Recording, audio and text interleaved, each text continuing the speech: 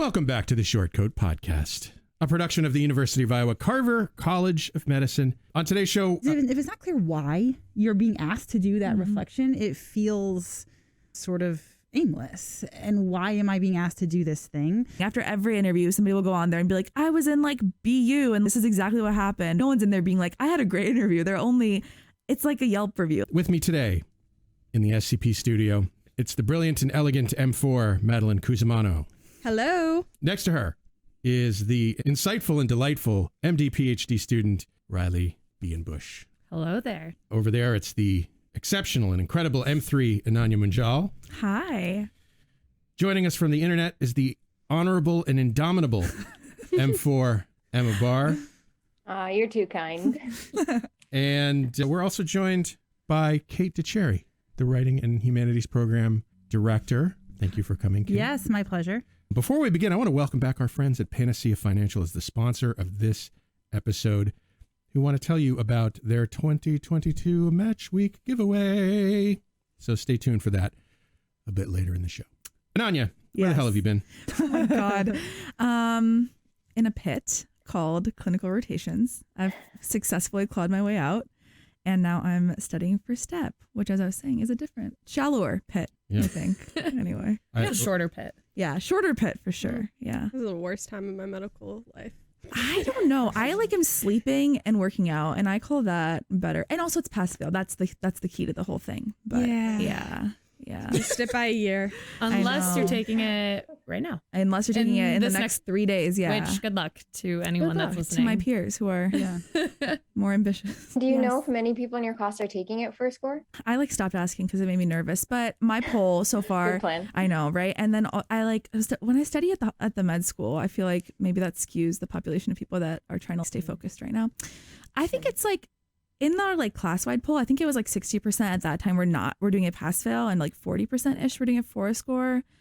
And I don't know if that's changed. I know a lot of people that were going to take it for a score pushed it back at the last minute. So I'm not sure. I would guess it's 50-50-ish. Yeah, it's been interesting coming from your guys' class and having taken it last year. And I have zero horse in the race of would I have taken it pass-fail or with a score. But it is interesting because a lot of my friends are going through that. You guys are going through that. And so I just didn't know how to manage it because it was it seemed like the worst decision in the world. It's try to hard. figure out if you would take it with less time but for a score versus taking it with maybe a week extra but pass fail. It just seems like those two things should be flip-flopped. I know. You should have less time and it should just be pass fail or more time and it should be scored. So I agree. And then also knowing that the people who are viewing that are going to be comparing you to people who inevitably will have a pass, So yeah, it's super tricky. But it's hard. I mean, I think it's rare, but even for my class, who we all took it for a score, there are some. I know that WashU's dermatology program. Yeah, they don't look. They've even stopped looking at them, which makes me think that there are at least some other programs that are doing that. And then I feel like by the time you guys are applying, even more schools will doing that because they recognize they're going to be looking at a mix anyway. So I think what that says is that, you're not the only ones in this confusion vote kind of thing. They're all just sort of wrestling with the change as well and trying to figure out what it means for them. So right. Yeah. This has almost been one of those things that MD PhD students have kind of dealt with the whole time because they've always taken STEP 5 years before they apply. Yeah. So the scores have always continued to go up. So it's always been kind of that worry that, what I got now might have been good right now, but in 5 years, everyone gets smarter. So it's not going to look as great. Yeah. And even more so now, I took it or I guess we knew it was going to change to pass fail. So now not only will I have a score from 5 years ago, but it will also have been scored when everything else had been moved to pass fail. Right. So it is such a tricky situation. And I know we're kind of a special, I guess, part of that tricky situation, but I think it's harder when you throw the entirety of med students into it instead of just 10% of med students. Well, Dave, what would you choose? I would choose pass fail. Right. Yeah. For the sake of your mental health and well-being. For the sake of not looking like a moron. I know. I mean, it's true. Yeah, I feel like it would have been obviously hindsight's 2020, but for me, knowing that the 3 specialties that I was considering at this time last year, none of them really care about scores as much, I definitely would have taken it pass fail. Yeah. But I had the luxury of my passions were in specialties that don't care Yeah. about that. Well, and I guess my thinking was like, even, I don't know, people say it both ways for like competitive specialties, but I don't know. My thinking is like, they can't like not, like they can't not evaluate you. So I would personally, just knowing myself and like how bad I am at biochem, would just like rather not even give them that metric, you know, let them just evaluate me on other things that I would prefer to be evaluated. Even if they want to score, I don't know. I kind of was like, this is my power. Like I don't have to give it to them. This is the autonomy I'm claiming. But we'll see. I find test centers incredibly stressful because you don't realize that everyone's taking different tests. Oh my God. And so I know. when I took the MCAT, I thought everyone else was taking the MCAT. Therefore, people just kept like leaving, and I was halfway done, and I was like, they must not be taking breaks. Like, Yeah, they were these people are insane. They were taking their plumbing license exam. Yeah, they were not taking the MCAT, but nobody tells you that when you walk in. And so I assumed that everyone was taking the MCAT, and That's good I to did know. spend a good I think I learned little bit of energy via the pre-chatter. worrying. Like a lot of people were taking like the teaching exam that's only like a half day, The which praxis. is nice. Yeah, which is nice because they were all leaving at lunch, so like it was a good time. Yeah. Yeah, I felt like I was just dumb. I'm like mildly test superstitious. So I do have a favorite prometric. It's the one that I took the MCAT step 1 and step 2. And I had a special spot that I would sit in for all my preclinical exams. I had a like same shirt I wore for step 1 Oh and my gosh. I love this. You wore one pair of scrubs for all of clinicals. yes, every single day. Wow. That's incredible. That's intense. Yeah. I appreciate it. I was kidding about the scrubs thing. Yeah, Would you like to answer a listener question? I would love Yeah, to. let's do it. All right, let's do that. We've got an anonymous listener I'm going to call Empirica Soberface. Let's hear Empirica's question. So last week you guys had a question about growth. I'm in a gap year, 1 of 2. I'm applying it this spring. And I'm taking time for activities and experiences that will help me grow as a future med student and as a human being. The problem is that I'm terrible at reflection. I experience something and my brain goes, okay, that happened, incorporating empirical data. But I have a hard time digging into how the experience made me feel or what I can learn from it on a deeper level. So my question, what are some ways that you reflect on your growth experiences, and do you have any strategies for reflection that you feel may be helpful to me? Thanks. Bye. So, so do you guys have this like I'm bad at reflection idea? I don't think personally, I think I get where she's coming from, but I think sometimes I think too deeply about my life. But I understand like trying to find like a regular way to remember the things that happen to you. Yeah. I can understand that struggle. And I have some ways that I've incorporated reflection in different times of my life. But yeah. I would say I always think I'm terrible at reflection when the event hasn't had enough time to like fester within me. So say yesterday I had a That's moment what we of, really want with reflection. We want it to fester within. we need it to fester within us. And so I wait for the black tar to bubble up within my soul before I can really understand what's going on. yeah, I need it to just sit there, and then I need to have an aha moment where I'm like, that wasn't very cool of me, or wow, that was really weird that happens, but totally normal to feel like you're just kind of going through life, experiencing things, taking in all the data, yet not having a moment to like actually think about it. And it could just be because you're so busy and you don't have time to sit down and think about your thoughts, or you don't have the people around you that are really wanting to dive deep into their feelings, or maybe you grew up in a household that didn't dive deep into like what happened in the past. So what you're feeling is super normal, and I think everyone feels it to some degree, but then it'll just hit you in an aha moment, or at least that's what's happened with me. So maybe your advice might be to build in some time to think about the things that are happening around you. Yeah, I would say really sort of ponder them. Yeah, I mean, I've gone through a whole host of tactics that I've used to allow this festering. As of recent, I think journaling has been something I've gotten into, essentially just going in to journaling. And you could go in with a prompt of, hey, let's reflect on X, Y, or Z that happened to me in the past. But how I like to do it is I just go free form. I will write down every thought that I'm thinking. It probably sounds like gibberish to anyone else that is listening. But for me, journaling is a great way to get all my thoughts and feelings out. And sometimes I'll realize that I'm actually working through the thoughts and feelings as I'm journaling about them. The second way is that I just love to talk to friends about things, like talk about how shit has gone so wrong in the past. Because I think when you talk to other people, one, you realize other people have gone through those same things, but also you get to be with your friends. And a lot of times, like, misery loves company, but not in a bad way where you're bringing everyone down, just in a way that you feel normal and you're actually able to work through things, and people can give you better perspective. Oh, I bet this bothered you so much because I see that one of your great qualities is that you just really want deep connections, and maybe you just didn't get a deep connection with this person in the past. So that was a long, rambly way of saying journaling and talking with friends. Did you have any feedback on that? Well, so I was like listening to her or them say they're taking a gap year right now. And I wonder if the reflection is kind of like geared towards that. And so I think, so I had to stop writing actually in a converse to Riley, because I think like when I start writing, I like try to do this.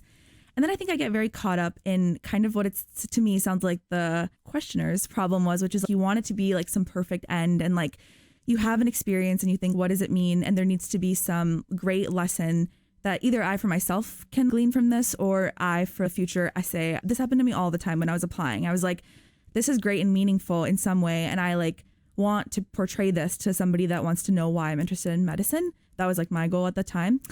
And I think what I started doing actually, because writing was like stressful to me because I wasn't able to do what Riley does, which is to just write. And I wish I was, because I wanted it to be perfect. And so I took videos of myself, like when something great happened. It was like usually like when I was like walking back from the hospital, or sometimes I would leave like my partner or my mom like these like voice memos. I don't know if you guys like use that function. And I would just ramble about, I guess like the writing form, I would just ramble about whatever happened. And I think when I like listen back to those or watch those videos of myself, I think you later on, kind of like somebody else is saying, to give it time. But I think later on you like get the message of what you want to boil that down to. But I think it's like important to know that these things are like messy and like great, and they're not like or horrible and messy, but they're not like always. I don't know. I didn't leave like patient encounters, for example, being like, from this encounter, I learned resilience. Like from this, I learned that people live horrible lives. From this, I learned that people are strong. I think like it took time to get those lessons. And I think it was more important to just document it somehow. And I think it's easier just to, I mean, it depends on how, like what kind of person you are, but I think it's easier to just, relay that information, like how it happened. Like for me, it was just important to be like, I do want to write about this someday, but like right now I just want to like remember every single thing that happened. So like putting it down in audio, I guess, was just easier in that moment. And then I think later on you're able to interpret it. Madeline, you said you had techniques. What? Yeah. So I have tried journaling so many times in my life, and it has always failed me. And so I guess I just have so many friends that it works so well for. So if that's your thing, then definitely do it, because it's like one of the most recommended things. But know that there's more than one way of journaling. So to me, like list journaling just is better because it takes the pressure off. And so list journaling. So just like writing down a list of things that you're thinking about, because I think it just takes less time, takes the pressure off if you start like overanalyzing every word that you're saying. But for me, I lean more towards conversation. I have definitely recorded myself, not on video, but voice memos. And then also just having really deep connections with friends that just make sure they're regular. If you have something happen to you, maybe you could write it down so you don't forget to talk about it. Oh, this patient happened today on my, gap year job. And then if you have like a Sunday morning coffee with a friend, then you can kind of parse that out. But the other thing that I have done is, okay, I'm trying to think. So I have not done this personally, but I have friends who have gone into therapy, and I think just both for like crisis measures, but then also a lot of people do it for preventative. So this sounds like more you're just trying to gather all these stories so that you can grow as a person, but I also think therapy can really provide growth. And then there's also something called coaching, which until recently I kind of thought was a load of bullshit because I'd only heard of like people who have fake like nutrition degrees or kind of like a very scammy kind of coaching. But I've actually recently signed up for coaching with someone that I really trust, who's a trained psychotherapist, to just help me with career decisions. So that I think is another avenue for neat reflection. Neat.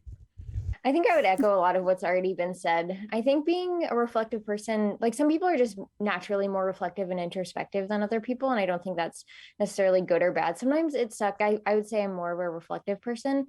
And sometimes it's annoying because I overthink things a ton. But I've also never been good at journaling. I guess I don't have the discipline, or it sucks because people always give me journals. Maybe I look like a journaling person and I love like how pretty they are. And I wish I could write in them, but I just don't. But I also do the list. Like I do a lot of lists in my phone. And sometimes when I'm like feeling anxious or something's upsetting me, I just take out a list in my phone and say upsetting me and then the date. And I like list out all the things that I feel like are stressful or kind of just quick bullet points is helpful. I also have done the video thing. Actually, after each of my interviews for residency, I've been videotaping myself on my phone to see like my reaction, because I've actually noticed that like the programs I was really excited about, like I could see it in my face. I haven't listened to any of them because I hate listening to my voice, but I can see the picture of my face. Other ways that I think I'm reflective, I also talk to friends. Like I think I have really close friends that are also reflective people, so that's helpful. And I love distance running, and I think that's always been a time for me to be reflective and kind of a time where I can think about anything or think about nothing. And I think it's been really helpful, like throughout my clinical rotations, just ending the day with a run and thinking about kind of what happened today and going through kind of those patient encounters, or not thinking about it at all if I don't have the mental energy. There's something else I was going to say about that. I was going to say, if the question sender is Empirica Sober Fat, I spent a lot of time coming up with this name, so I appreciate it if you would all use it. Thank you. Absolutely. Well, if they're thinking about like interviews for med school yet, they could actually just look at a list of interview questions and then start thinking about having those things in mind, like as they go through their gap year and starting to think of examples, because that's something that I felt like when we were going into residency interviews, I actually met with some friends and we went through some practice questions, and even hearing them talking about their answers made me think of things in my own life that had happened in similar kind of situations.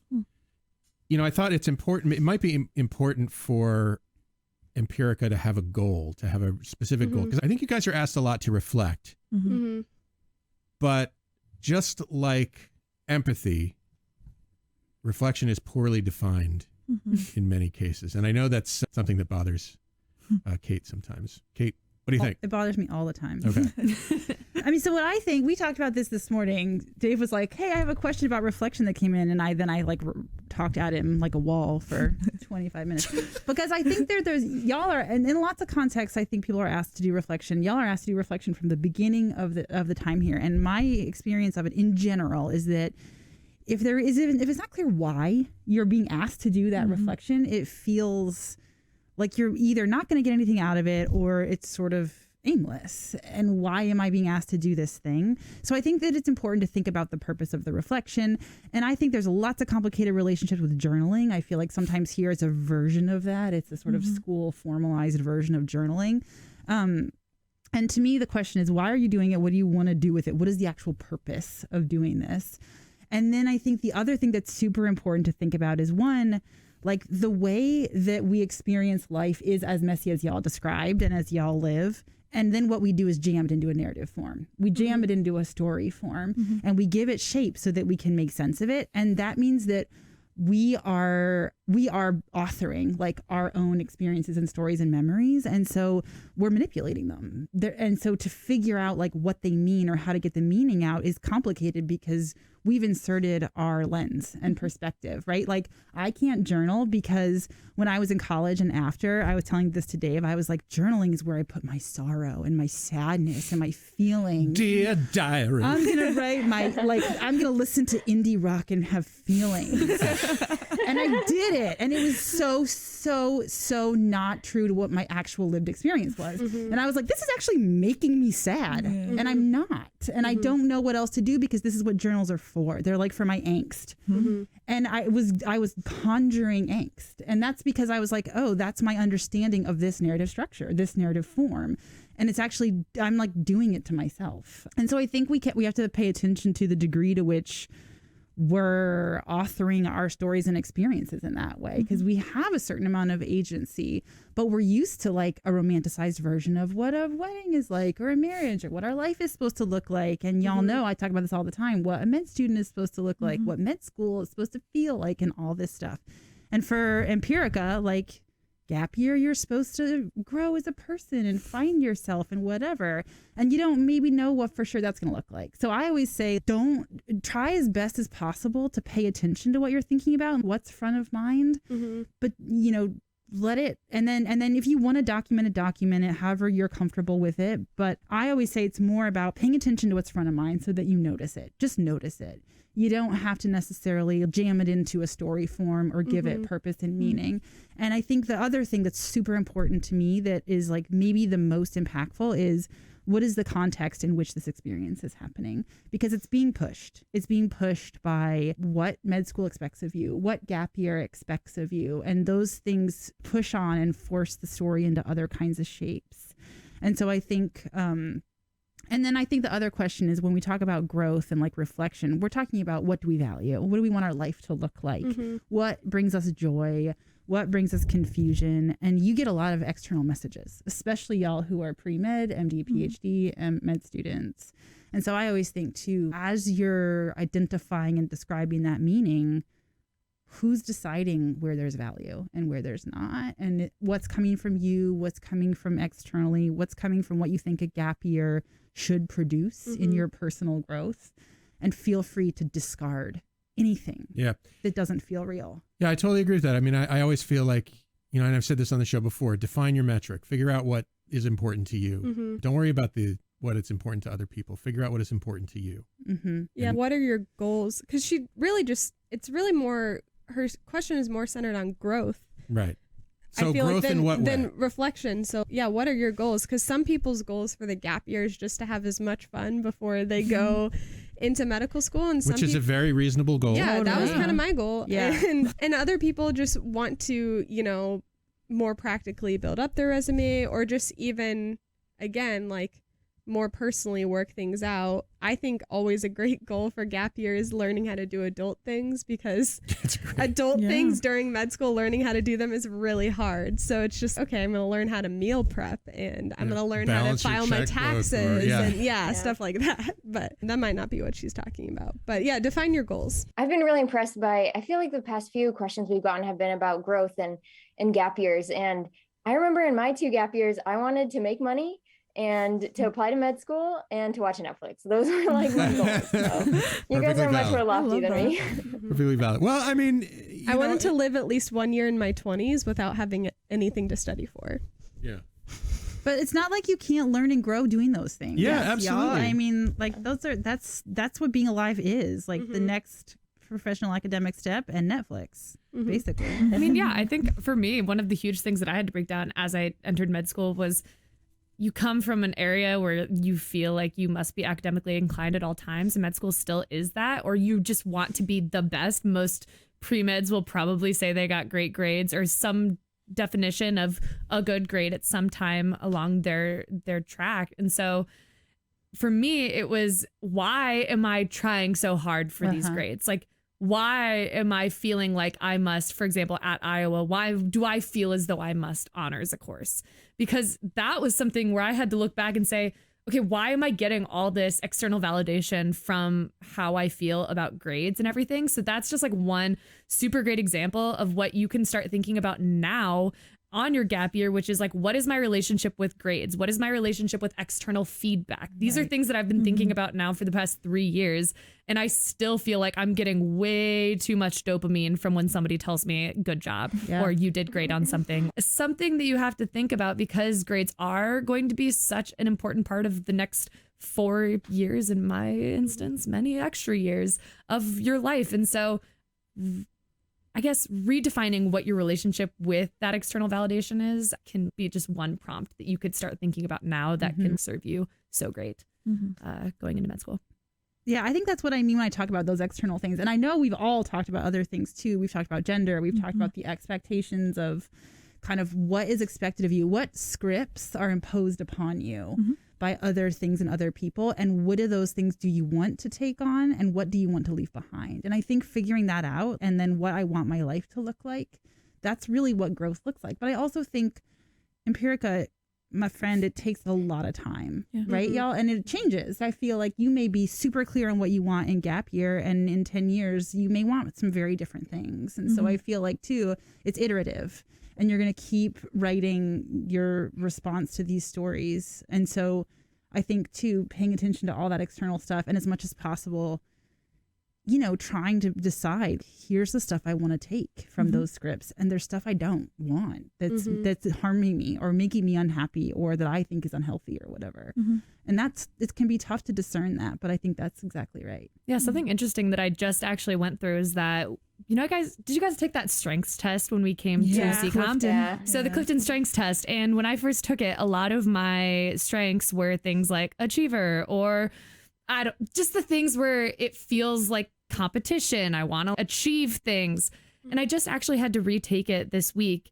And I've done like a complete 180 where almost all of my strengths now are in my relationship building and learning, and not necessarily the goal that I'm trying to reach, but like actually kind of how I get to that goal, which is interesting because I just mentioned that I've spent the last 3 years of my life trying to like not get this external validation. And I still feel like I struggle with it every day, but yet I can see in this probably somewhat problematic strengths test that is probably not that accurate, that I actually have shifted and changed, and like my life is going more toward a trajectory that aligns with my values and where I see my life. And so you may not be able, like I didn't reflect on that this week. A test told me to reflect on that, but sometimes it just hits you in the face that, oh, the work I've been putting in for the past 3 years has paid off in some ways. So look for those moments.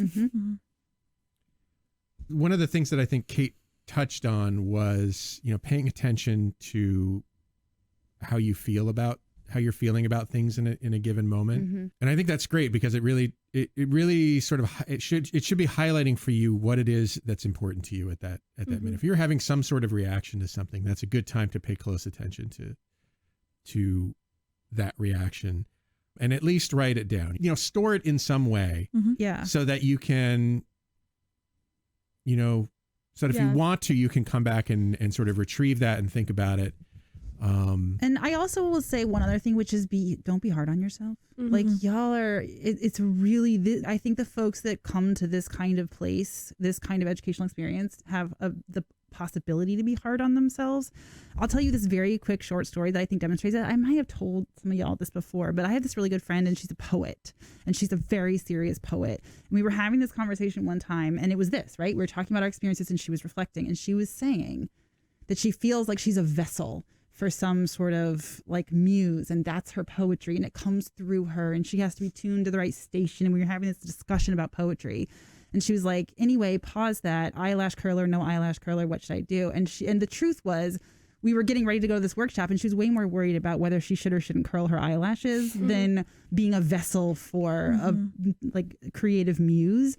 And so and part of it is to say, like, that stuff's important to us too, and all these other different aspects of our life. And that's why I say, just pay attention. It may be that all you're thinking about is eyelash curlers, or like how badly you want mac and cheese pizza tonight, and that's valid. It doesn't have to be. You don't always have to be thinking deep thoughts. Right, the big stuff. And part of it is to say all that little stuff it's there, and it's fine, and it deserves space too. And don't be hard on yourself. I do think I have this theory in a way, though, that every interaction you have, every person you meet, every experience you have sort of exerts a pull on you, a bit like gravity, you know, and the pull isn't always huge, probably frequently not huge, but it does shape and push you into maybe a different shape than you are right now. And I think most of us go through life just sort of allowing that push and shove to happen, and we integrate those things into ourselves without even really thinking about it.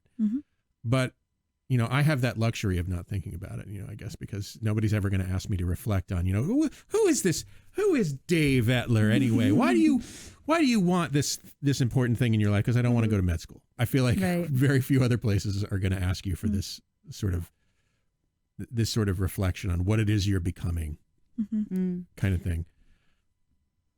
I don't know. That's well, I wanted to say, and maybe I'm like projecting on this person because I also took a gap year, but it's like what Kate was saying about med students being like, you know, whatever you want to say, type A is a good umbrella term. But I remember like being in a gap year, and I don't know if I'm sorry, I'm forgetting their name. Empirica. Thank you so much. Empirica Soberface. Empirica, yes. Is Soberface perhaps? Maybe, Ms. But anyway, Empirica, I don't know if Empirica is like feeling like this, but I remember in my gap year being like, I mean, it's like the most stressful time, especially when you're taking a gap year because you hope you've done enough. And I know I'm projecting this, but I like am wondering if these questions come from like Empirica wondering if this is enough, that like they've done enough to get in and they've grown enough. And then, you know, to take that a step further, that if they have grown enough that they'll be able to talk about it. And so I think what Dave said is really important, that, you know, like you say that you don't know how to reflect. And it's because we've talked about the definition of like reflection is so... We don't know what it is. Exactly. It's so vague and it's just this like nebulous, if nothing really. But I think when you talk about things you've done to like an admissions committee, that is really... You can tell when you're excited about something. And like more than that, you can tell when you've matured and had experiences that like brought you to where you are today. So just know that like you've done the work. So you'll be able to talk about it. And just because you can't craft some, you know, narrative right now doesn't mean that like you won't be able to when the time comes, and it'll be way more organic anyway. So, but and at the same time, I don't want to dismiss their question either. I think that they're thinking about like the intentions are good. And if your goal is growth, then you need, as we said earlier, to define like your goals. And if you set up a regular time for yourself to incorporate silence into your life, I also think is like, we all need that, whether our goals are reflection or growth or, you know, whatever. Everyone needs a little bit more silence in your life. And however that comes out, whether that's just thinking about something, whether that's journaling, whether that's talking with a friend, if you just regularly keep track of like your goals for growth, then I think that you are on the right track. And so, yeah, I guess the other thing I wanted to add was like, silence is really good because we're, as Kate was saying, we're constantly getting external feedback.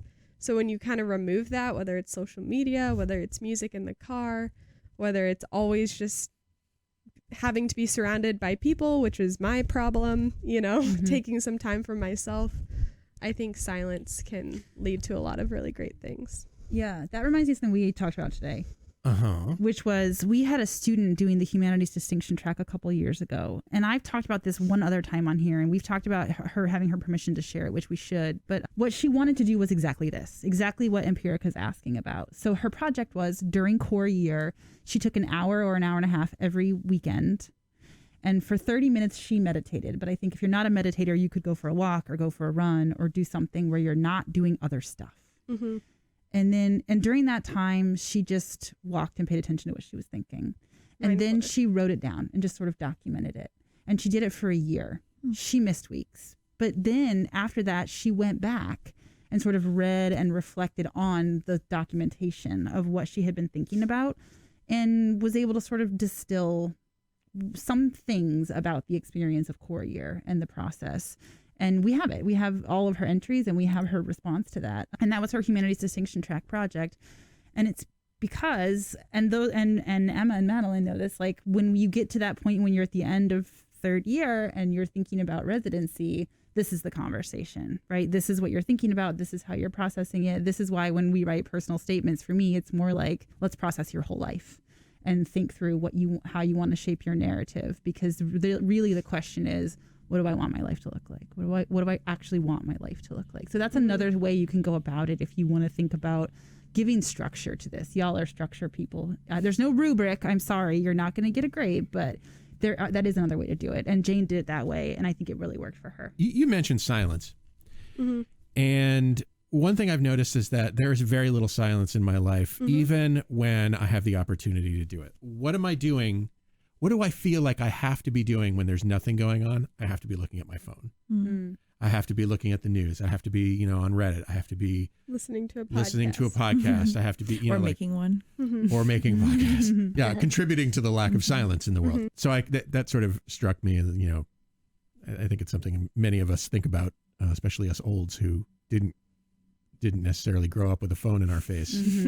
And we sort of go, you kids these days and your cell phones, and you should incorporate some silence into your... We also have no teeth in this in this iteration. That That reminds me of a clip of a TED Talk I was watching yesterday while I was multitasking. It was about like the importance of boredom. And they were saying that when you're bored and like truly bored, not when you're multitasking, not when you're like checking your email because you got bored doing another task, when you're actually like bored and sit there in silence is some of the times when you're like come up with the most ingenious ideas and when you're the most creative.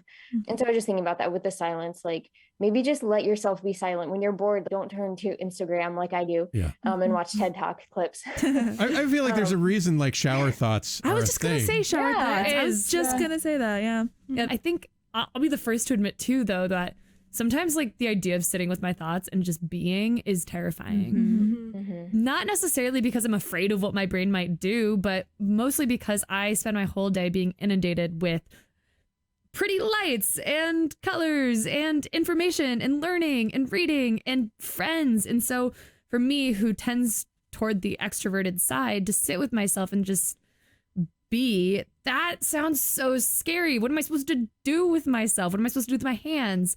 So if you're anything like me who doesn't even think she could do a minute of that, I highly recommend a walk or some form of walking meditation. Meditation does not mean that you have no thoughts. There's plenty of ways to do it. I've done the ways in which I'm like trying to get my brain to just get everything out of there and just like to be silent. But in reality, what's been more beneficial for me is to follow my trains of thought, like just go with it and be in whatever I'm thinking. And I agree that whether that's creative that comes out of it or sadness or joy or any emotion, just be in that emotion and feel it. And don't say you're going to do it every day. Just say you're going to start doing it. Don't set a checklist because then you'll miss one day if you're anything like me and then you'll just quit. And so, yeah, I think it can be really daunting, but just set a 1-minute timer and then get out the door, go for a walk. And I think you're right too, that introversion and extroversion is one of the most salient characteristics like that will impact how your experience of this will be.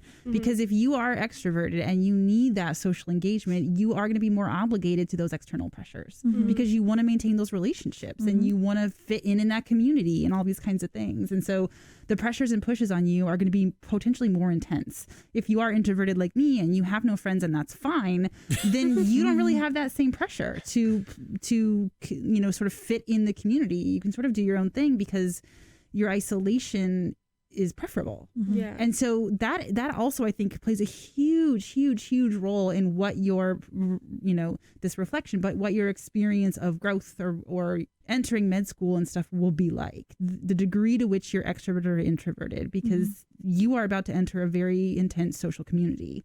So that's a huge thing to understand about yourself, to go to sort of figure out as you go. I think we're socialized to be extroverted and to go have fun and go to parties and be with people. And I think you have to actually figure out what your line is, because that's really consequential. And even if you are actually very extroverted, like myself, like extroverted to a fault, you still need alone time. Yeah. Yes. Right. And that is something that I learned when I was like 24. Yeah, and your way of navigating it's going to be harder and different from someone like me who's like, please let me be alone. I hope we've given Empirica Silverface something to think about and let us know how it goes. Always keep us posted. Love that.